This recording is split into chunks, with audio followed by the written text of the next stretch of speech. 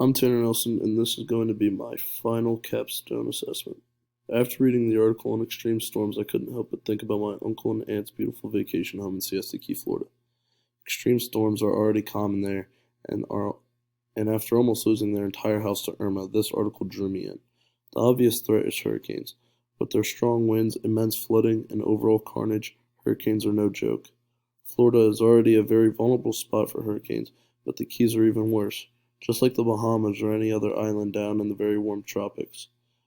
Hurricanes build up most of their power over the warm oceans with no large land mass to stop them. Those islands in the Keys take the worst of it besides at landfall.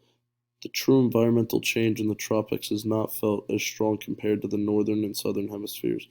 At the equator, the biggest impact is the strength of these extreme storms and the frequency.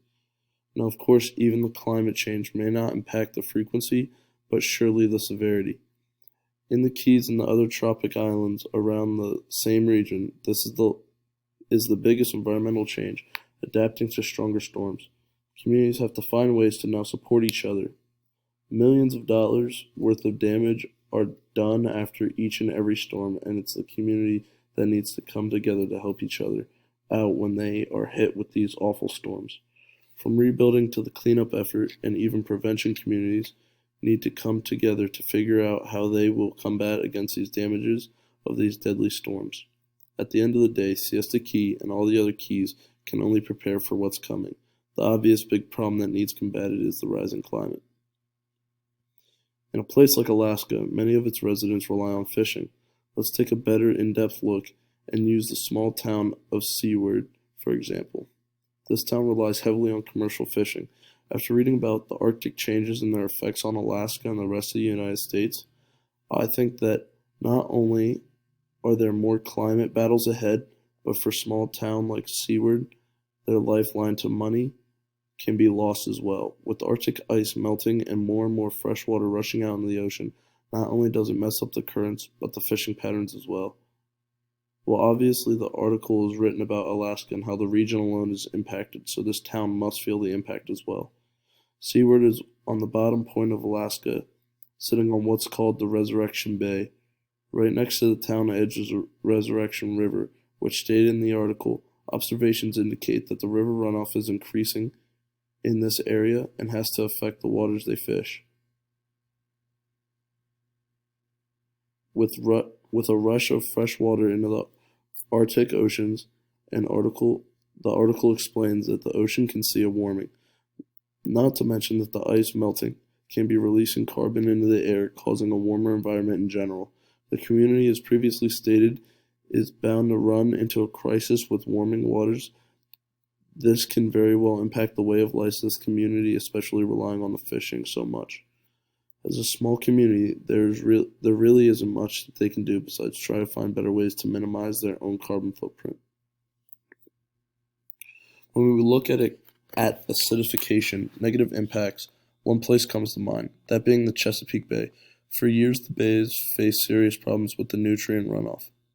This problem is known to help the acidification process.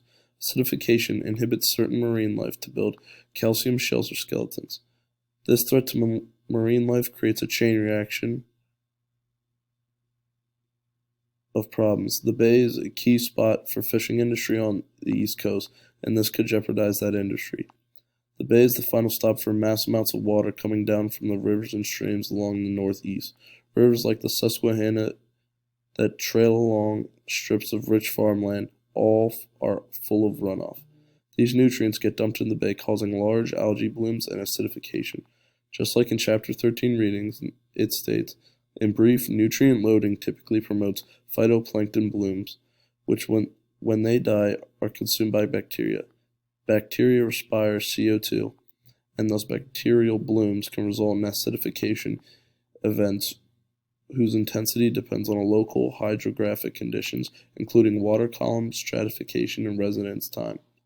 Environmental change in this area lies below the surface of the water. With the bay still being a freshwater source, coral isn't popular, but grass on the floor of the bay is. Algae blooms cover the surface of the water, taking away the sunlight for the shallow water plants that require the same light to complete photosynthesis. Those plants can't act as shelter and food for multiple organisms. This slowly creates a crumbling food chain. As the food chain crumbles, so does the communities around the bay that rely on the fishing and the food chain. Reducing runoff into streams and into the bay is the best way to stop this. That, as well as planting more seagrass to help filter the water for anything else like CO2 to help minimize the acidification as well. This will help replenish the ecosystem in the bay. When we look at changes in land cover and terrestrial biochemistry, we see many issues that pop up, from flooding to drought, temperatures that are becoming more extreme, and a changing environment everywhere on Earth. The threat of the water cycle changes is already becoming permanent, and it can only get worse. For this, I decided to look at my own hometown of Hershey, PA, a semi-rural area that has felt the effects of this changing water cycle before. The northeastern state of PA has become more vulnerable to severe weather patterns like the polar vortex and some heavy rainfall for a few years now. The mountainous region is popular for rain through the spring and the summer months, as well as snow in the winter months. However, the increase in rainfall and severe storms is a sign of these changing water cycles. The problem is simply explained in the Chapter 10 readings as said. More intense rain events and storms can lead to flooding and ecosystem disturbances, thereby altering ecosystem functions and carbon cycle dynamics. Hershey, PA and the rest of PA are used to the balance of precipitation and sunny weather, but wetter springs have become very preeminent. With Hershey being a rural farm area as well as a tourist destination, severe flooding and rain can impact both lifestyles in this area. For example, when Hurricane Sandy came through PA, I remember seeing the damage done around my area. Farmers lost crops, tourist locations ruined for an entire year. Projected forecasts are more of the same. More rain or snow, more damage to crops or flooding.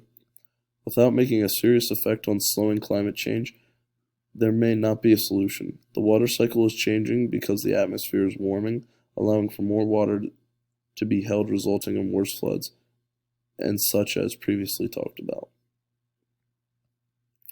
Paradise on Earth wouldn't be much of a paradise if it's underwater. That's right, rising sea levels, and I mean extreme sea levels. The chapter reading on coastal systems and low-lying areas touches on the topic, and it's too important to ignore. The area of the focus for this topic is going to be Hawaii. Yes, it may be an entire state, but this small set of islands is very well populated, and even more obvious, a huge tourist destination. As I address how this place is vulnerable, I will reference the map in the chapter reading on page 371 at the top. This map marks areas that would need to increase their flooding protection structures to cope with the rising sea levels. All of Hawaii sits at about 0.65 meters, which is very high to most areas besides that of New York and a few others. Environmental change is pretty obvious when we address the issue. The tropical island is known for the beaches and the jungles that cover the island. Extreme sea level rise truly changes the landscape of all the island and may even engulf some of the smaller islands in the area. Communities in these areas should fear this kind of event, as it does not change the communities but destroys them instead. From seaside communities to cities, only the communities in the hills and the mountains of Hawaii are safe. But when mass amounts of people flood these communities, no community will be the same. The map references the size, the changes required to these areas for flood precautionary system defenses. Obviously, preparing is some type of defense, but what root of the problem is where we should really focus. That, of course, comes down to the melting sea ice and climate change. Minimizing the pollution in the oceans and their carbon footprints are small steps that they can take that would help if the rest of the world did that the same. No matter what, this is a serious threat to a semi-heavily populated area, and precaution is necessary. As we wrap up, I've realized that climate change is caused from places all over. Not one place is solely responsible for climate change. However, one country or place could have a very significant impact on climate change. The process of controlling climate change, controlling emissions, with the use of mitigation. When I think of the possible problem of mitigation and truly implementing this strategy, I can't help but think of the producing epicenter of the world, China. Now, to focus on a specific part, let's look at Beijing, the capital of China, an industrial mecca, and as well as the city with the worst air pollution. As of right now, mitigation is almost nowhere to be found in Beijing. The air quality is awful, and the haze of pollution can be seen in the city. Before COVID-19, people wore masks in the city just to protect themselves from pollution risks. As for what does this mean for communities, if mitigation does not take place, the overall health of the communities of the people may decline significantly. If proper mitigation processes are implemented, communities can see more positive changes.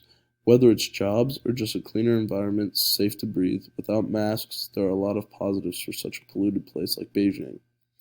So how can Beijing mitigate more? Well, according to the chapter readings, it states, here, many of the determinants of mitigative capacity are fundamentally shaped by different countries' levels of development, including their current level of emissions, their stock of human, financial, and technological capital, such as the ability to pay for mitigation, the magnitude of the cost of available abatement opportunities, the regulatory effectiveness and market rules, and the education and skill base, the suite of mitigation technologies available, the ability to absorb new technologies, and the level of infrastructure development.